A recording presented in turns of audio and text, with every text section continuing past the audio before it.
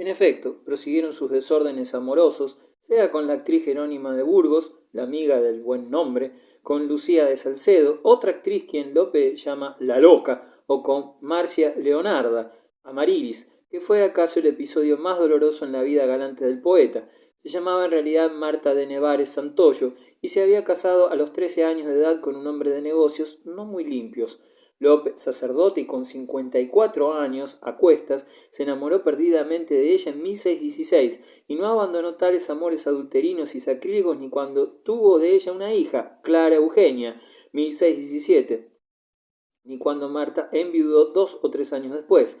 Lope estaba ciego y sumiso a sus deseos y hallaba en Marta toda clase de perfecciones. Aquella cuyos ojos, verdes de amor centellas, músicos celestiales, orfeos de almas eran, cuyas hermosas niñas tenían, como reinas, doseles de su frente, con armas de sus cejas.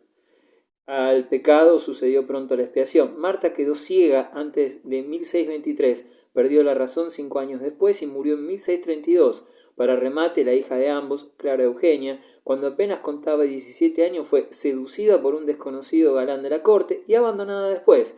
Los disgustos familiares y toda clase de índoles así vararon los últimos años de la vida del poeta. En agosto de 1635 murió Lope de Vega, hijo pródigo de la poesía, torbellino de precipitaciones y pasiones en su vida y en su obra. Sus admiradores lo idolatraron. Creo en Lope Todopoderoso, poeta del cielo y de la tierra, y sus exequias adquirieron carácter de apoteosis y de duelo nacional. El teatro de Lope. Resulta difícil, por no decir imposible, clasificar la obra literaria de Lope por su profusión y variedad. Autos sacramentales, coloquios, loas, entremeses, comedias mitológicas y religiosas del Antiguo y Nuevo Testamento, de leyendas y tradiciones devotas. Igual cultiva la comedia sobre historia clásica antigua como extranjera y nacional, sobre todo. La historia de España es abarcada desde el período visigótico y primeros siglos de la Reconquista, el último godo, las famosas asturianas, hasta la época de los Austrias, la Serrana de la Vera, el Marqués de las Navas. Sacó partido de todo y en su producción se hallaban comedias de cualquier tipo, pastoriles, caballerescas, tomadas de novelas o de costumbres y comedias de enredo de contextura novelesca. Agustín Durán decía que en el teatro de Lope está consignada toda la ciencia de su siglo y de su nación, y que todo lo abraza en él, porque nada le era extraño ni peregrino. La máxima importancia dramática de Lope de Vega, dice Ángel Balbuena, está en haber fijado todos los elementos teatrales de tipo nacional y popular en la forma lograda de su comedia, en haber creado la escena nacional española. Su espíritu abrazaba todo el pasado medieval hispano, historia, leyenda, suficientemente vivo en el público que tenía grabada en su memoria la huella luminosa del romancero. Lope sabe dar acción, movimiento, interés de actualidad a toda la tradición heroica. Los reyes de Castilla, con sus sucesos narrados por las crónicas y las deliciosas leyendas guardadas como en el cofre de un orfebre, en el marco de una cancioncilla o de un romance. Pueblo como colectividad, democracia nacional, nobleza domeñada ante el digno ademán de los monarcas que justificaban la arrogante dignidad de los villanos, la fuerza de toda la raza vibrando como protagonista del drama nacional, el alma de la aldea con el encanto de sus tradiciones, sus fiestas y sus supersticiones y fanatismos, triunfando de la ciudad y de la corte, la religiosidad activa de contraste, sangrienta y retorcida como un nuevo carácter nacional, con todas sus concesiones y exclusivismos, su simpatía al árabe y el odio reconcentrado al judío, su intolerancia absoluta en cosas de fe y más en la extirpación de los herejes, época militante, de patriotismo, de lucha, de amor, de aventura, de religiosidad bélica, con el solo oasis de reposo de la canción de la siesta de los aldeanos tumbados al sol en las eras. Sin llegar a obras cumbres como el Hamlet de Shakespeare o el alcalde de Zalamea calderoniano, Lope consiguió crear verdaderas joyas literarias. De ellas han adquirido fama y popularidad Fuente Ovejuna, Peribáñez y el Comendador de Ocaña, y el mejor alcalde, el Rey. En esta última se destaca la justicia que hace el monarca castellano, apoyando a un aldeano contra los abusos de un señor feudal. En Fuenteovejuna se reitera el tema, esta vez con carácter colectivo. Los reyes católicos perdonan a la población de dicha localidad cordobesa por haberse rebelado contra su señor, el comendador Gómez de Guzmán, a quien dan muerte, hartos de sus atropellos e iniquidades. El pueblo entero, sometido a tormento durante el proceso, se niega a descubrir a otro autor del atentado que la propia Fuenteovejuna, todos a una. Celos, honor y justicia popular, aprobada y confirmada por el monarca, constituyen los tres elementos principales de Peribáñez y el comendador de Ocaña. También en esta obra el honor popular es digno y no se doblega a los poderosos, resultando mucho más comprensivo y humano que el honor caballeresco, aunque lleve aparejada una justa venganza y la rebeldía contra el opresor. Lope mantiene el tema dentro de una relativa discreción, dada la época. Calderón exagera el problema de los celos y del honor hasta la exacerbación barroca. En el momento de casarse, Peribáñez con Casilda aparece en el acto la definición de los celos. Casilda, no me deis vos ocasión, que en mi vida tendré celos. Peribáñez, por mí no sabréis qué son. Inés, dicen que al amor los celos le dieron esta pensión. Herido por un accidente, el comendador de Ocaña es llevado al domicilio de Peribáñez y Casilda se enamora de esta, a la que intenta seducir primero obsequiando a la pareja, que en trigo de amor no hay fruto si no se siembra dinero, y luego introduciéndose disfrazado en su casa, aprovechando una ausencia de Peribáñez y requebrando a la el comendador a Casilda, que lo rechaza, fiel a su marido, Casilda, y cuando el comendador me amase como a su vida y se diese en virtud y honra por amorosas mentiras. Mas quiero yo a Peribáñez con su capa la pardilla que al comendador de Ocaña con la suya guarnecida. Peribáñez sospecha lo que ocurre y siente celos aun sabiendo que quien atenta a su honra es el comendador y no su esposa. Peribáñez, ¿cómo doy a conocer mi pensamiento ofendido? Porque celos de marido no se han de dar a entender. Basta que el comendador a mi mujer solicita, basta que el honor me quita, debiéndome dar honor. El comendador nombra a Peribáñez capitán de una tropa destinada a luchar contra los moros, a fin de alejarlo y conseguir más fácilmente a Casilda. Esta noche has de ser mía, villana, rebelde, ingrata, porque muera quien me mata antes que amanezca el día. Peribáñez regresa de improviso y se esconde en su casa, donde presencia cómo el comendador acosa a su esposa y comprueba la inocencia de ésta. El marido da muerte al seductor y Enrique III ordena que se castigue a Peribáñez y pone a precio su cabeza, pero éste cuenta al propio rey lo sucedido. Peribáñez, hallé mis puertas rompidas y mi mujer estocada, como corderilla simple que está del lobo en las garras. Dio voces, llegué, saqué la misma daga y espada que ceñí para servirte, no para tan triste hazaña. Paséle el pecho y entonces dejó la cordera blanca, porque yo como pastor supe del lobo quitarla.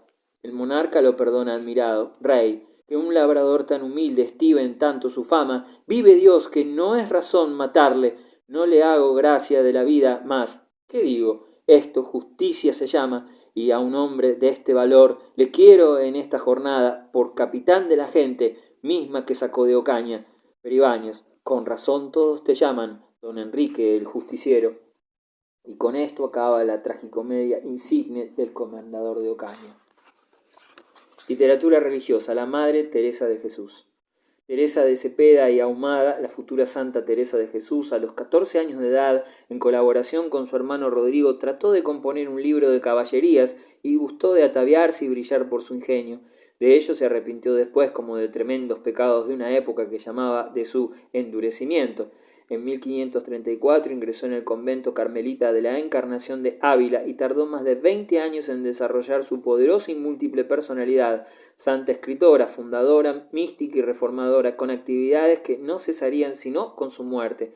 Hacia 1556, justamente cuando iniciaba Felipe II su reinado, empezó la Santa de Ávila una existencia singular de fervores, misticismos y contemplación extática, hasta que, en 1562, influida acaso por la lectura de las Confesiones de San Agustín, decidió escribir su propia vida por orden de su confesor, y comenzó la difícil tarea de la reforma de la orden carmelitana y la fundación de numerosos conventos.